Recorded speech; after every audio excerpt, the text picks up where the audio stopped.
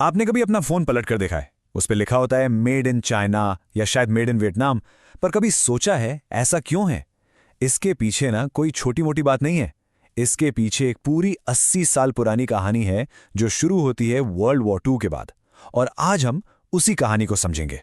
तो चलिए इस सफर पर चलते हैं और देखते हैं कि कैसे वर्ल्ड वॉर टू ने एक ऐसा इकोनॉमिक सिस्टम बनाया जिसकी वजह से आज आपके हाथ में ये स्मार्टफोन है।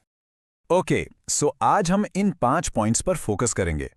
पहले हम देखेंगे कि 1945 के बाद दुनिया की हालत क्या थी, फिर एक नया सिस्टम कैसे बनाया गया, उसके बाद इंडिया जैसे नए आज़ाद देशों के सामने क्या-क्या चैलेंजेस आए, फिर ग्लोबलाइजेशन का शिफ्ट कैसे हुआ, और आखिर में इन सब से हम आज के लिए क्या सीख सकते हैं। तो चलिए सबसे पहले टाइम मशीन में बैठते हैं और चलते हैं साल 1945 में। वर्ल्ड वॉर टू अभी-अभी खत्म हुआ है और पूरी दुनिया बर्बाद हो चुकी है।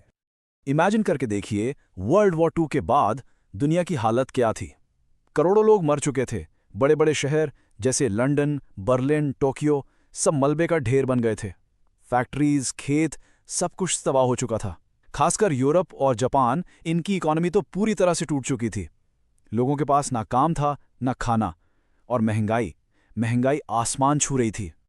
बेसिकली आधी से ज्यादा दुनिया टूट चुकी थी और सभी देश के लीडर्स को ये रियलाइज हुआ कि अगर इस सिचुएशन से बाहर निकलना है तो आगे बढ़ने के लिए एक नया प्लान, एक नया ग्लोबल सिस्टम बनाना ही पड़ेगा। और इसी दौर में दुनिया में 2 नए सुपर पावर्स इमर्ज हुए, अमेरिका और सोवियत यूनियन यानी यूएसएसआर। अमेरिका बना कैपिटलिस्ट दुनिया का लीडर और सोवियत यूनियन सोशलिस्ट सिस्टम का। इन्हीं 2 पावर्स के बीच अगले 40 साल तक कोल्ड वॉर चला। अब नया प्लान बनाने से पहले लीडर्स ने पिछली गलतियों से सीखा, खासकर 1929 के ग्रेट डिप्रेशन से। 2 सबसे इंपॉर्टेंट लेसन सीखे। पहला कि सिर्फ मार्केट फोर्सेस यानी डिमांड सप्लाई पर डिपेंड करना बहुत रिस्की है। गवर्नमेंट को इकोनॉमी में इंटरवीन करना ही पड़ेगा, जॉब्स क्रिएट करने पड़ेंगे। और दूसरा कि देश को इकोनॉमिक क्राइसिस से बचाने के लिए फॉरेन ट्रेड और कैपिटल फ्लो को कंट्रोल करना जरूरी है। तो इन सब प्रॉब्लम्स को सॉल्व करने और पिछली गलतियों से सीखकर एक स्टेबल सिस्टम बनाने के लिए दुनिया के लीडर्स अमेरिका के ब्रेटन वुड्स नाम की जगह पर इकट्ठे हुए। और उन्होंने क्या सॉल्यूशन निकाला, चलिए देखते हैं। इस कॉन्फ्रेंस में 2 बड़े इंस्टीट्यूशंस बनाए गए। पहला था आईएमएफ यानी इंटरनेशनल मॉनेटरी फंड। इसका मेन काम था उन देशों की मदद करना जिनके पास फॉरेन करेंसी की कमी हो जाती थी। और हाँ, 1991 में जब इंडिया में एक बड़ा इकोनॉमिक क्राइसिस आया था, तब हमने भी आईएमएफ से ही लोन लिया था, जिसके बाद देश में बड़े एलपीजी रिफॉर्म्स हुए, यानी लिबरलाइजेशन, प्राइवेटाइजेशन और ग्लोबलाइजेशन। इन रिफॉर्म्स ने इंडिया की इकोनॉमी को हमेशा के लिए बदल दिया। दूसरा इंपॉर्टेंट इंस्टीट्यूशन था वर्ल्ड बैंक। अब इसका काम शॉर्ट टर्म क्राइसिस सॉल्व करना नहीं, बल्कि देशों को लॉन्ग टर्म डेवलपमेंट के लिए लोन देना है। सोचो, सड़क, डैम्स, स्कूल, हॉस्पिटल, इन सब प्रोजेक्ट्स के लिए। आज भी वर्ल्ड बैंक इंडिया में कई बड़े प्रोजेक्ट्स को फंड करता है, जैसे क्लीन एनर्जी और शहरों का विकास। और पता है क्या, ये नया सिस्टम काम कर गया। In fact it worked brilliantly. 1950 से लेकर 1970 तक का जो टाइम था, उसे वेस्टर्न दुनिया के लिए एक गोल्डन एज कहते हैं। वर्ल्ड वॉर से पहले की इंस्टेबिलिटी के बाद इस दौरान वर्ल्ड ट्रेड और इनकम में तेजी से ग्रोथ हुई। अनएम्प्लॉयमेंट रेट्स बहुत कम थे और एक जनरल प्रॉस्पेरिटी का माहौल था। तो अभी तक हमने क्या समझा? वर्ल्ड वॉर के बाद एक नया रेगुलेटेड सिस्टम बनाया गया, जिससे एक गोल्डन एज आया। लेकिन सवाल यह है कि क्या यह सिस्टम सबके लिए फेयर था? Let's find out. देखिए, इसी दौरान इंडिया जैसे कई देश आज़ाद हो रहे थे, पर आज़ादी के साथ आई गरीबी। पॉलिटिकली तो हम फ्री हो गए, पर इकोनॉमिकली बहुत कमज़ोर थे। क्यों? क्योंकि कॉलोनियल पावर्स जैसे ब्रिटेन ने हमारे नेचुरल रिसोर्सेज को एक्सप्लॉइट किया और हमारी लोकल इंडस्ट्रीज को तबाह कर दिया था। बेस्ट एग्जाम्पल है, ब्रिटिश ने इंडिया की वर्ल्ड फेमस टेक्सटाइल इंडस्ट्री को बर्बाद करके हमें सिर्फ कच्चा माल यानी रॉ कॉटन का एक्सपोर्टर बना दिया था।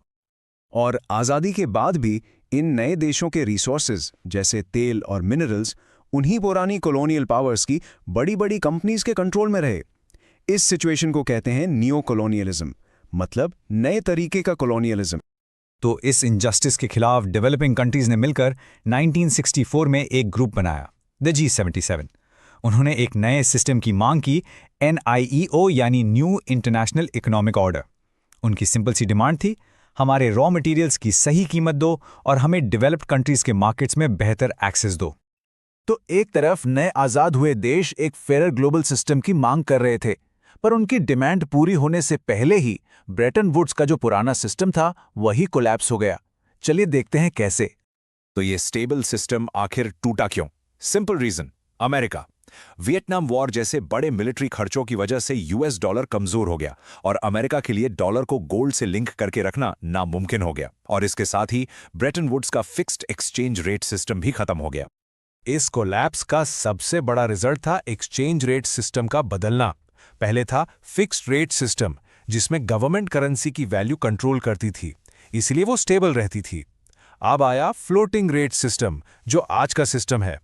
इसमें मार्केट फोर्सेस यानी डिमांड और सप्लाई करेंसी की वैल्यू डिसाइड करते हैं, बिल्कुल वैसे ही जैसे हम रोज न्यूज में देखते हैं कि रुपये की वैल्यू डॉलर के मुकाबले इतनी बढ़ गई या इतनी घट गई। इसकी वजह से फ्लोटिंग सिस्टम में बड़े मल्टीनेशनल कॉरपोरेशंस यानी एमएनसीज ने अपनी स्ट्रैटेजी बदल दी। देखो, वेस्टर्न कंट्रीज में बाहर से आए सामान पर टैक्स यानी टैरिफ बहुत ज्यादा था, तो इन कंपनीज ने क्या किया? उन्होंने चाइना और इंडिया जैसे देशों में फैक्ट्रीज लगाना शुरू कर दिया, जहां लेबर सस्ता था। इससे उन्हें टैक्स भी नहीं देना पड़ा और प्रोडक्शन कॉस्ट भी कम हो गया। बट इसका एक साइड इफेक्ट हुआ, वेस्टर्न कंट्रीज में जॉब्स कम हो गए और यहीं से मॉडर्न ग्लोबलाइजेशन की शुरुआत हुई।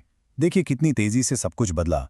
70s में ब्रेटन वुड्स खत्म हुआ, जस्ट उसके बाद 1978 में चाइना ने अपनी इकोनॉमी दुनिया के लिए खोल दी, और फिर 1991 में इंडिया ने अपने फेमस एलपीजी रिफॉर्म्स इंट्रोड्यूस किए, जिनके बारे में हमने पहले बात की थी।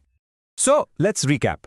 पुराना फिक्स सिस्टम टूटा, एक नया फ्लोटिंग सिस्टम आया, और इसी नए दौर में एमएनसीज ने चाइना और इंडिया जैसे देशों में फैक्ट्रीज लगाना शुरू किया। लेकिन इस सब का हमारी जिंदगी पर, आपकी और मेरी जिंदगी पर क्या असर हुआ? चलिए आखिरी सेक्शन में यही देखते हैं। तो अब आपको पता चला कि आपके फोन पर मेड इन चाइना क्यों लिखा है।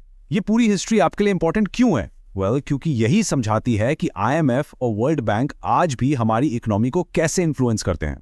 यही रीजन है कि हमारी गवर्नमेंट मेक इन इंडिया जैसी पॉलिसीज लाती है। और सबसे इंपॉर्टेंट, ये प्रूव करता है कि ग्लोबल इकोनॉमिक क्राइसिस बार बार आ सकते हैं। और ये हमें एक आखिरी और बहुत इंपॉर्टेंट सवाल पर लाता है। 80 साल के एक्सपेरिमेंट्स के बाद ब्रेटन वुड्स से लेकर ग्लोबलाइजेशन तक, क्या हमारी ये इंटरकनेक्टेड वर्ल्ड इकोनॉमी सच में स्टेबल है, या फिर यूक्रेन वॉर, बढ़ती महंगाई और सप्लाई चेन की प्रॉब्लम्स को देखते हुए अगला बड़ा क्राइसिस बस आने ही वाला है? आप क्या सोचते हैं?